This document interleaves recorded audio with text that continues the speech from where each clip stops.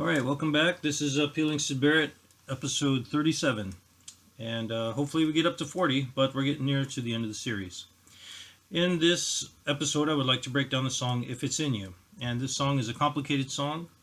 It may be utilizing similar word structure or idea structure to word song, which may simply be random. You'll kind of have to decide that on your own. And we did in our past episode a breakdown of word song. We mentioned some apparent linkages between some of the words within that song, at least ones that I could kind of figure out. You'll have to decide if there's some structure to that song or not on your own.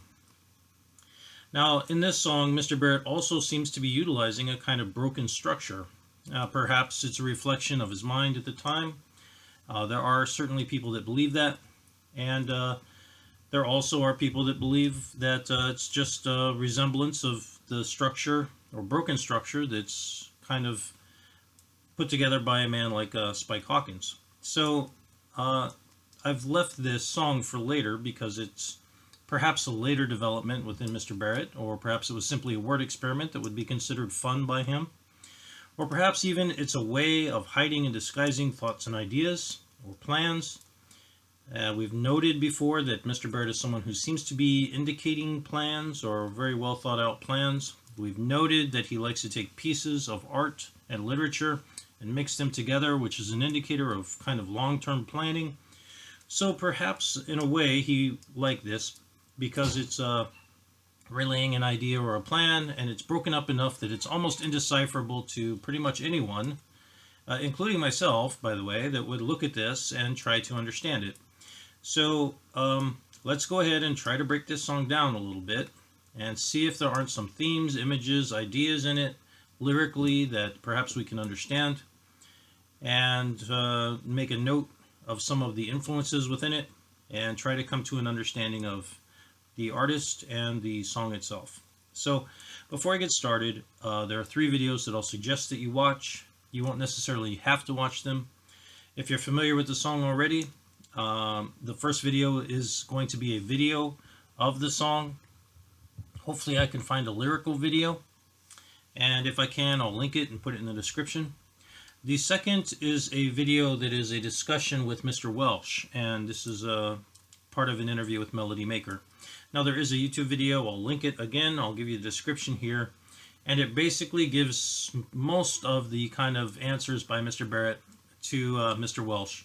And for some reason this interview kind of started to go bad, and it's hard to know exactly why.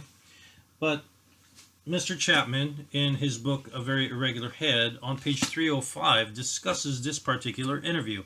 Or at least he gives Mr. Welsh's kind of some summary of what happened and what his impressions of it were. We'll have to take his impressions and his words with a grain of salt. There's not a whole lot of reason for him to be making up anything. But of course, everyone's recollection of events is always kind of colored by their own experience and their own person. So let's discuss that interview in particular. Again, I'll give a description. I'll link it in the description, and I'll give you some information here. Now, the last video that I'll suggest is a video about David Bowie and his making of Life on Mars, and how that was kind of a revenge song because he had been working as a writer, and his particular writing of a converted song was not accepted or was not used later by Frank Sinatra. This is a very, very wild story in a lot of ways. I mean, it's just kind of just thrown out there like this is a very commonplace thing, and perhaps that should give everyone kind of an indication of exactly how deep the music industry is, or at least was at that time, and all the connections that are happening within the music industry, where you would adapt a French song, it would be rewritten by someone in England, or an Englishman, and then given to Frank Sinatra, or submitted to him as a version of a song that he could perhaps sing. And of course, Frank Sinatra is so big, there's so much money tied up in him at the time that I'm sure he was getting submitted a lot of songs to sing by various writers. So Perhaps that's not a big deal to most people, but to me, that's just kind of a wild story to think that there's all these iterations of things happening. So we'll discuss that video a little bit and what some of the implications of it might be. So let's go ahead then and let's get started. Let's just look at the song. Go ahead, check out those videos if you like. Come on back about 5.5 minutes in. That's where we're at. And we'll do a discussion of the song if it's in you. Okay, hopefully you had time to check out those other videos. And let's go ahead and kind of start breaking this song down, this very strange song. So the first bit is that he's thinking of this. He is. So there's mention of thinking, and of course thinking could also be a kind of a plan. And we've noted that Mr. Barrett likes to plan things and think of things over the long term and try to fit things together. He makes reference to that within other songs, such as when he says, he'll put his head down and see what he can see. Now, the next line is actually the first interesting line, in my opinion. He mentions Puddletown Tom being in the underground, or was the underground. So there's no rhyme structure here, and there's no alliteration. So it's very difficult to think that this is organized in that fashion. What could Puddletown Tom be?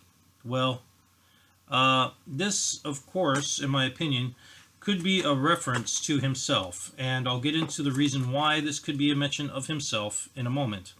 Of course, a hint is that a Tom also could be a reference to a tomcat, which is very similar, or a very easy connection to make. It could be a puddle tomcat. There is a story about a tomcat, and I'll give you that, and it does involve puddles. So those word connections right there could be a reference to a children's story, and we'll come back to it here in just a moment. So there's a mention of the underground. We mentioned the subterraneans and the underground a long time ago in an earlier breakdown. So this could be, of course, a reference to himself being part of some kind of an underground, or perhaps wanting to go underground, or perhaps to hide. Just one possible interpretation. Okay, he says, hold you tighter and close, and you are. And there's a mention of holding on to a steel rail. Now, this steel rail imagery has been used before. We just did Syd Wish You Were Here. So here is that steel rail reference. Of course, it is in the song Wish You Were Here. And we'll see that it emerges in other imagery in a later song as well, and I'll get into that a little bit later. So basically, what could be meant by a steel rail? Based on, I'll just give you one possibility. Of course, there have been numerous kind of steam engine references, including the cover for See Emily Play that was drawn by Mr. Barrett. So a steel rail could be a very personal image for him. And of course, since there are two steel rails, that could be a reference, of course, to legs or arms on a person. Just pointing that out. Okay, so let's move to the next verse. There's a mention of a colonel with gloves and Strauss leeches. I have no idea what's going on here. This is the most confusing line in this entire song, in my opinion. Why would there be gloves? Colonel and gloves, of course, has a form of alliteration to it. They seem to go together well. I don't know why there's this military kind of reference. Of course, the Beatles had done Sgt. Pepper. Some people think that perhaps Mr. Barrett had worked with the Beatles. I don't know. But they had done Sgt. Pepper, and of course that was around the same time that Pink Floyd was coming out. So I don't know if that's a reference there. I have no idea. It says that he isn't love on Sunday's mail. Well, of course, there's no mail on Sunday. I assume that's the same in Britain. I don't know. But why wouldn't someone be love on something that doesn't happen? I don't know. I don't understand that at all. Okay. The next line is all the fives crock Henrietta. Okay. And she's a mean go-getter. He's going to write her a letter. Now those three lines kind of do have somewhat of a connection, apparently. They do seem to be quite similar, and there's a reason for that. There is another children's story called The Tale of Henrietta Hen by Arthur Scott Bailey. And Henrietta Hen is described as being kind of a mean go-getter within that story. We'll get into that a little bit later. Now he says he has to go write her a letter. Now, Mr. Barrett was into writing letters. If you own the book, Barrett, actually a number of people submitted letters that were written by Mr. Barrett. He was quite a letter writer, and he would often illustrate these letters. I'm not going to break all of those down. But I will say that if you get the book Barrett, you'll be able to look through a number of his letters, and you can see that he devoted quite a bit of time to people that he obviously felt affectionate to. Now, who could Henrietta be? Well, in the story of Tale of Henrietta Hen, I'll suggest that this is a possible reference to perhaps a mother, or a mother figure, or a mother-like figure, and we'll get into that later. Okay, the next line, or the next verse, mentions that he's winking of this. I am. Now, winking is interesting. It's winking because it's perhaps a kind of a hint that he's actually thinking of this. But winking indicates that it's a shared secret, or it's a secret. And of course, we kind of mentioned his odd kind of blinking in our discussion of the song Apples and Oranges, and how during the interview, and while he was singing the song, he was kind of blinking a lot, which of course could just be that his eyes were irritated. But I also would like to suggest that, of course, there may be some form of messaging going on there, and that's quite that's happened quite often. So, of course, people used to colloquially wink at one another when there's kind of a shared secret going on that they don't want other people to know about. There also is, of course, during the Vietnam War, there's an American prisoner of war who was blinking in Morse code. And I don't know, you'll have to just go look that up, but he was under duress, and so he was blinking his eyes to warn the United States, I believe, that he was being tortured, and I think he may have blinked in Morse code torture. So he was being forced to read a confession of some sort, and he was blinking in Morse code, a hint that he was being tortured. I don't know if any of that's going on. I'm just pointing out the idea that you wink things to people because they're shared secrets. So this may be a song that's kind of discussing the idea of shared secrets. Whether or not that's decipherable or not, you'll have to kind of decide. He then does this kind of silly yum, yummy, yam kind of alliteration that I really don't understand what's going on there. Okay, so the next two lines are very interesting, particularly to me. They're quite noteworthy, so let's discuss why. He mentions that he's thinking of this. Again, there's the mention of thinking or planning. In steam. Okay, so steam is, of course, a warm combination of warm and humidity, or water and heat. So, of course, that could be a form of a reference to intimacy. And, of course, the next line continues that with the idea of a skeleton kiss to a steel rail. So there's a skeleton kiss, which the skeleton, of course, is dead. So a dead kiss, or perhaps an empty, old, dead kiss, with a steel rail, or perhaps the idea of something that is unyielding and unbending. So the idea of being in steam, and he's thinking of this, and then the reference to a skeleton kiss with a steel rail, of course, could be a mention of memories of past warmth that are dead now, and that there's the possibility of a kiss that is passionless or with a steel rail. So there perhaps we have an idea or an indicator of what may be going on within this song, and I'll try to tie all this up in a little bit. Okay, the next verse goes on. Let's continue. The idea of fleas that are in Pamela gloves and Strauss leeches. Again, I have no idea. It's very similar to the previous idea of Colonel with gloves, Strauss leeches, so it appears to be a repeat of that. Why there are fleas now instead of a Colonel, I don't know. Fleas, of course, are something that cats get, so perhaps there's something going on there, I don't know.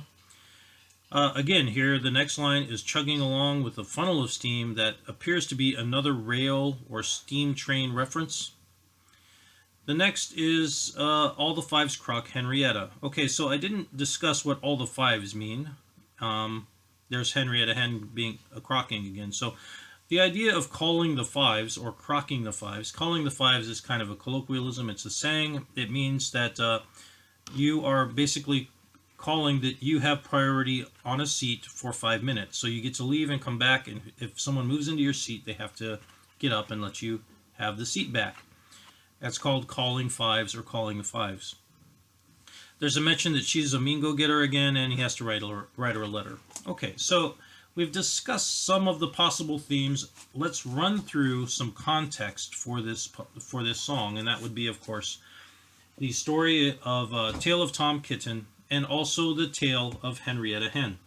So I'm just going to give you a basic idea of Henrietta Hen. Now, Henrietta Hen is basically about a very proud hen who makes a big show of her family, and she brings everybody in. She's very showy, she's very proper, she's extremely proud of everything she does. Nothing else is quite as good as she does. Nobody else is quite as capable of making wonderful things as she is. And so she calls a bunch of other animals around to see her first kids or first group of chicks, and she's extremely proud of her chicks, and actually one of them is a duckling, and she doesn't seem to realize that one of her chicks is very different from the rest of her chicks, and it's a duckling. And although she constantly warns that duckling not to go near the water, of course it's a duck and it wants to go to the water. Now this may have impressed on Mr. Barrett quite a bit, and the reason for that is quite obvious. And that is that he does seem to be quite different, even from his own family, perhaps in his own mind. And he does mention water constantly within his songs. So letting things wash over him, the song Terrapin is full of water references. I will also subject to you that, of course, an album with a song like Echoes on it is making reference to water. There are numerous people, including David Bowie himself, who have used the idea of waves, rippling, echoes, being reflections of time and memories and things that have happened. That's all tied to the idea of water. So perhaps that's all tied within Mr. Barrett and within this story here, the story of Henrietta Hen and him being perhaps an odd duckling that enjoys water or the water element quite a bit. And some people, of course, are drawn to water and the imagery of water more than others. Why that is, I have no idea, but perhaps it's being referenced here. So the other, I'm not going to break down the whole thing of Henrietta Hen. It's by Arthur Scott Bailey. If you want to read the story of the tale of Henrietta Hen, you can buy it and check it out. Now the other story that may be kind of going on here, and that is the tale of Tom Kitten. And I just want to point out, of course, that we mentioned in our breakdown of Lucifer Sam, who is a Siam cat, that Mr. Barrett may in fact be referencing to himself as a cat. So there's Lucifer Sam, who is an aspect of himself that's kind of a troublemaker. Now in this story, the tale of Tom Kitten by Beatrix Potter, is the story of a mother, again, with 3 kittens, and she has some visitors that are coming, so she dresses up and cleans her kittens very nicely in human clothes, but of course they're just little kittens, so they run around, they get dirty, they lose all their clothes, and she's quite embarrassed by them, but the kittens are just having a good time. The clothes actually end up on the puddle ducks, so there is a reference to puddle, and of course Tom Kitten. So Tom and Puddle right there are within this story in the tale of Tom Kitten, with these kittens that appear to not really be able to meet the expectations of their own mother. So there's another reference to the mother within this story. So there may be something that's kind of going on deeper here. And I just want to point on that there seems to be an affinity by Mr. Barrett with nursery rhymes and children's stories. This has been mentioned by many, many, many people. And I want to call out something that may be kind of a mistake that I made in an earlier episode. Now, in the song Matilda Mother, I mentioned that Mr. Barrett may be reproaching his mother as saying, why did she leave him there hanging in the air? And I realize now that kind of what seems to be happening is that he loves story time with his mother, and that she's bringing all these wonderful, wonderful stories. And perhaps this is what he meant by the I can't remember the exact words that he used in that song, but he mentions that the words glow or the words shine.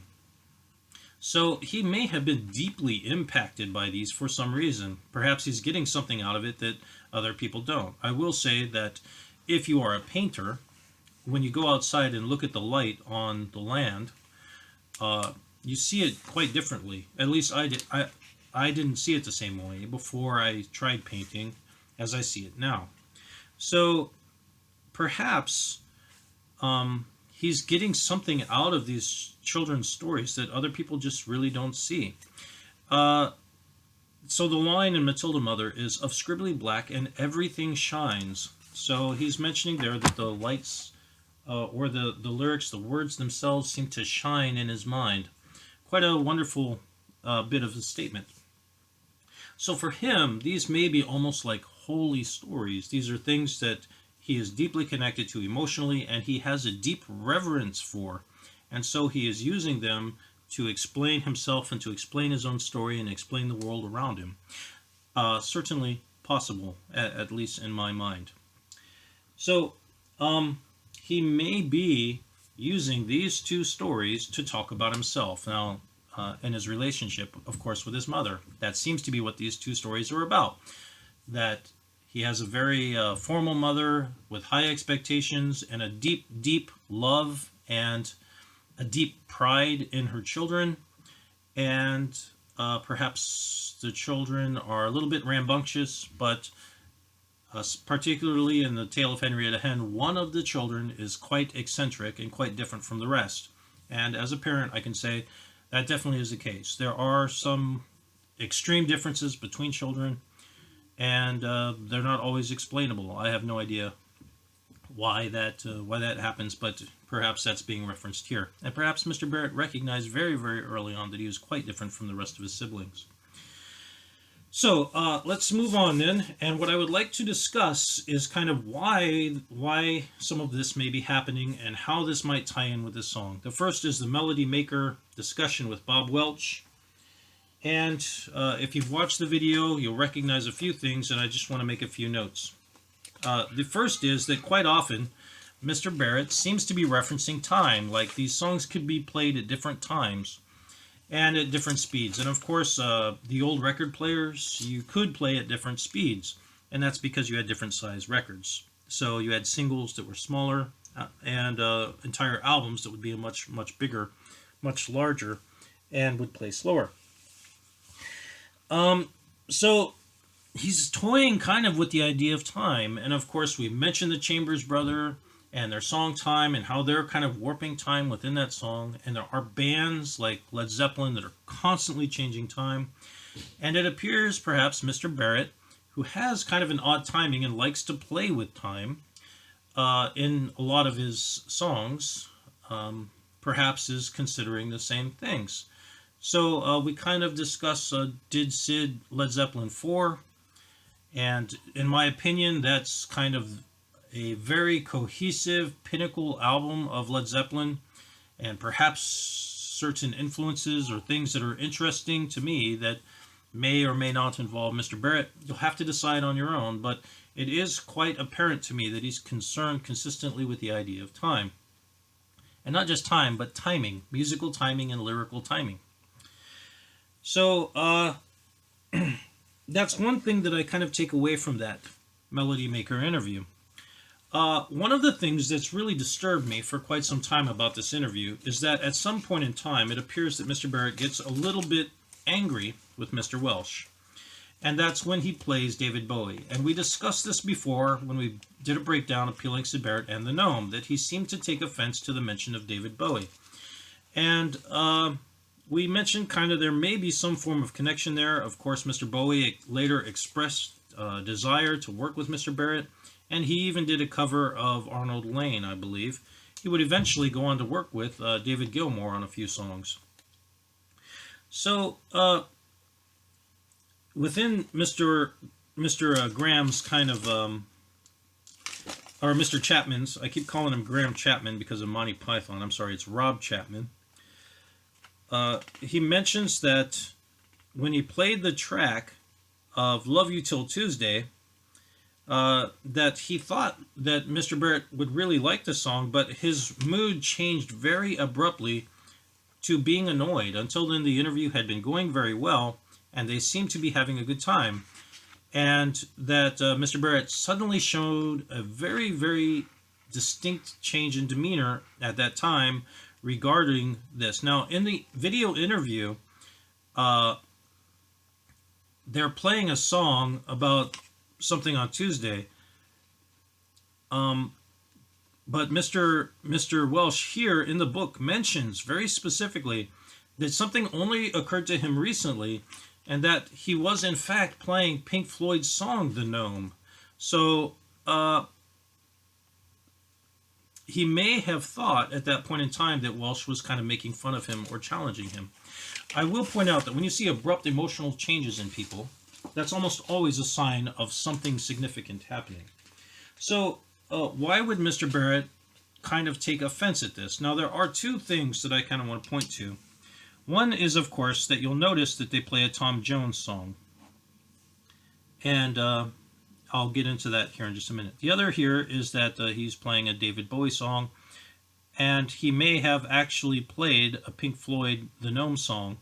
And perhaps Mr. Barrett thought that he was attacking him, or that he has a disdain for Mr. Bowie copying them, or perhaps he may have actually been hiding something or been guilty of something, and therefore may have been scared or nervous about that. So a person shows a reaction of anger. Of course, they could be, they may be assuming there's a fight happening. They may in fact be quite afraid, and their response to fear is either to fight or flight, right? So perhaps his response to fear in this case is to prepare to fight verbally. And of course, he may have just felt that he was being attacked. So what may have made Mr. Barrett scared? Well, we mentioned before that Mr. Barrett may have desired to work with other people, and that this may not have been approved of in a contract. In other words, a lot of these people, and we've noted that Mr. Barrett is quite an exceptional writer of music and of songs and lyrics, he may have been wanting to, or even working with, other artists, and he may have been writing things for them, which would have been very dangerous for him, because he could have been sued, or he could have, perhaps if he was affiliated with some not so nice people, been punished for that in some way. I don't know. But perhaps he's worried that there is something about Mr. Welsh that he's kind of accusing him of doing things. Now, I'm not saying that for no reason.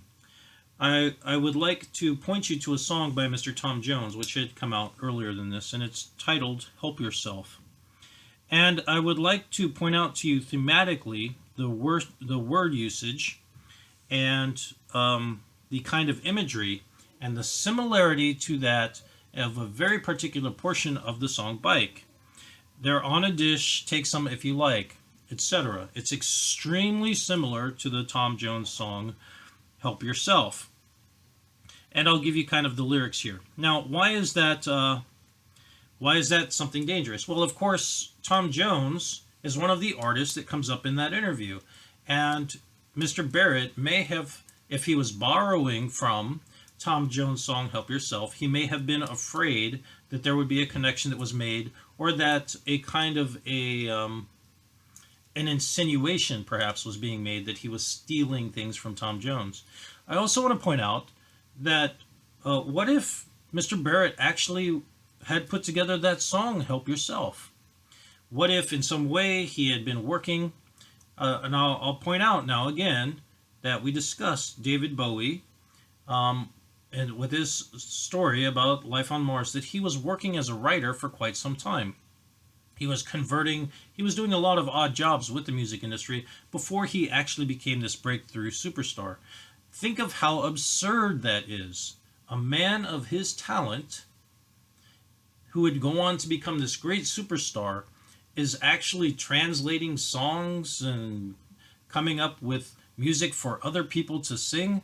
Why would they do that? Obviously, the music companies would pay people to do that because recognized, accepted talent would be able to sell the song much more. So, again, that's just kind of an indicator of money. So, is it possible that Mr. Barrett also was doing something similar to what Mr. Bowie had done for some time? Had he been helping to write songs for other people? Is there some aspect of him that's tied in some way to Tom Jones? And did that set off kind of alarm bells within Mr. Barrett that he may have been discovered as someone who was writing music or helping to write music for other people? And that could be quite dangerous for him, financially, I will say. I'll just throw those ideas out there. You'll have to kind of decide if you think that might be going on. Now, the last I kind of discussed the nature of that video is the Bowie interview and the making of life on Mars. If you want to watch that, you can, but basically it discusses what I've already discussed, that he had kind of translated a song or made a song, entirely new lyrics for a melody that was put together in France of a very popular song, and that was eventually, his was shelved and some other writers' lyrics were taken, and that became My Way. I Did It My Way, and that was one of Frank Sinatra's greatest hits. And of course, because Bowie felt slighted by this to some degree, although he's humble enough to say that his lyrics were bad, I don't know. I mean, if you watch that video, I actually feel like his lyrics are okay. I don't know. I mean, they're what they are, and they're from his point of view. So it's really hard to judge someone making something as a story or personal revelation or their own interpretation of things. He seems to be quite. He seems to be putting it down, and I don't really get that. I don't think it's all that bad. His version, personally, that's just my own opinion. So, is that something that's kind of going on? Is there an aspect of Mr. Barrett that's similar to this? Is he perhaps hoping to eventually go and become this person that is similar to what perhaps David Bowie had been doing, of writing music for other people?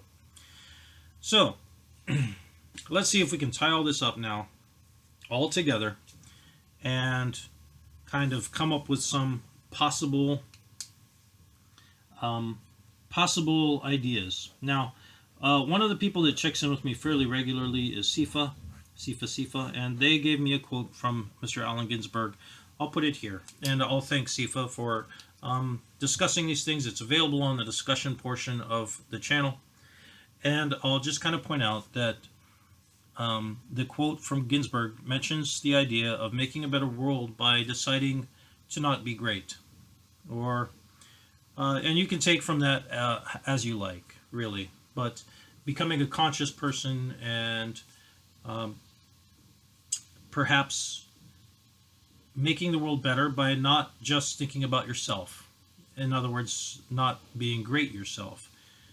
And I do have to kind of wonder if this is perhaps something that was behind Mr. Barrett stepping away. We've seen that he eventually would step away. Does he intend to become this kind of Puddletown Tom? Does he intend to go live somewhere and just be this kind of a regular person that is hiding things, perhaps working with other artists? Is he hoping in some way to not be a duck, to just be a regular person? That certainly does seem to be what he goes on to do. Perhaps that's his plan. Perhaps he intends to use that, and this isn't something that I came up with on my own. I've read other people that have said this as well. It's quite I guess it's part of an underground kind of a theory in some ways, that perhaps he went to go live this seemingly regular life as a cover so that he could write music and not be disturbed put things together, make art, and not be disturbed. You'll have to kind of decide that on your own. But hopefully, I'm going to continue on with the Did Syd series. We can track his influences at least, and I suppose you can decide whether or not you think that he may have done something like that, and perhaps in some ways, this particular song might be alluding to that idea. So, the last kind of book that I want to discuss here is a book called Lipstick Traces. It's a discussion of the Sex Pistols and punk music in particular. I haven't read the whole thing. I'm just going to give you a few notes from this. This is copyright 1989 by Greil Marcus. Let me see. I'll give you the rest of the information here. Harvard University Press, and Lipstick Traces, A Secret History of the 20th Century. I don't know. It's basically discussing the beginnings of the Sex Pistols and the punk rock movement. So,